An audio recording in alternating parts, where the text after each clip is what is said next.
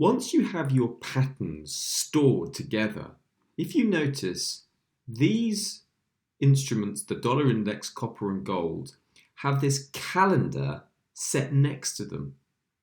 What that means is that you can go into your calendar by just clicking patterns and looking at my calendar, and you can see that that dollar index pattern is marked here on your calendar.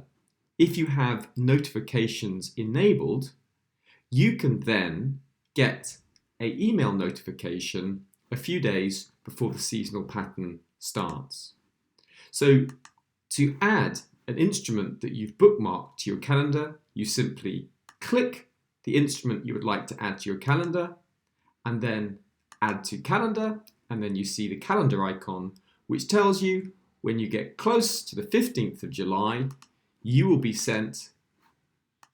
an email notifying you that the pattern you've identified is coming up.